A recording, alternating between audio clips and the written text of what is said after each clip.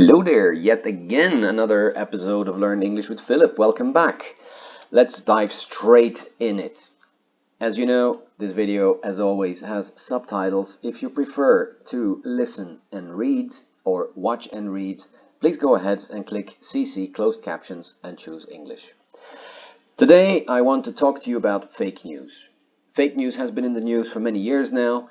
You probably know what it is, you probably heard about it, but I'd like to revisit this topic one more time. And I'll give you some tips how to spot fake news. First of all, what is fake news?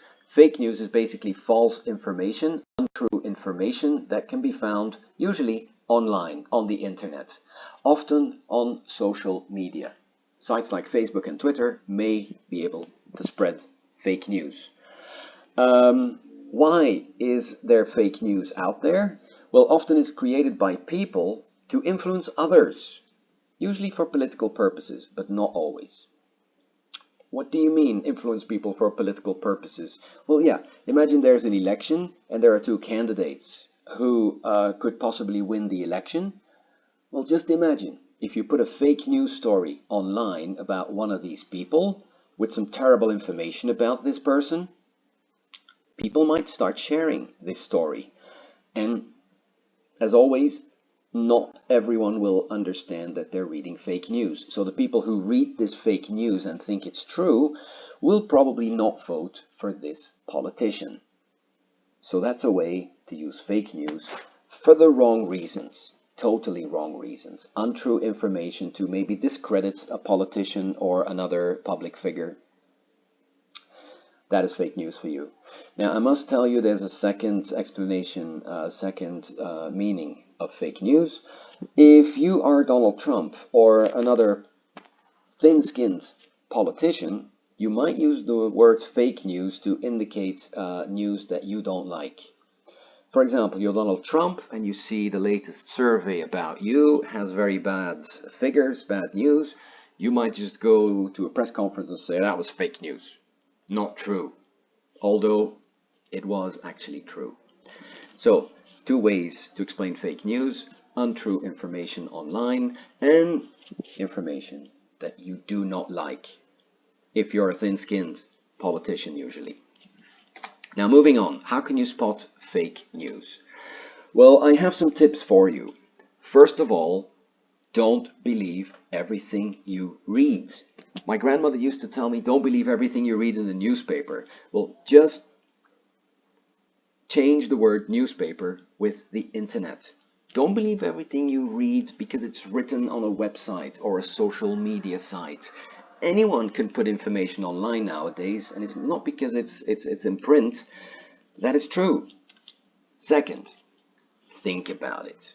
If a story seems strange, unusual, almost impossible, shocking, surprising, and it came out of nowhere, well, think about it. If it sounds too strange to be true, it probably is. It's similar to the saying, if something seems too good to be true, it's usually not true. Well, the same goes for fake news. If you think a story is very weird and you have a hard time believing it, well, think about it and check to see who published it, who put the story on the internet.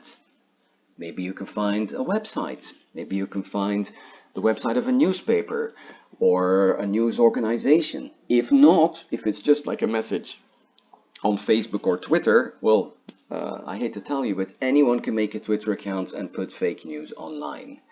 So you got to check the publisher to see if he or she is credible, means that you can trust them, you can believe them. If not, final thing you could do is cross-reference. Go on the internet, Google the story that you've read on social media and see if other sites have published it, have taken it over. Like if you read a crazy story on Twitter or Facebook, the New York Times, for example, is not just going to take that information without checking the source, but that is something they can do and you might not be able to do. So cross-reference. Look online to see if other websites are putting this story online. That's how you spot fake news.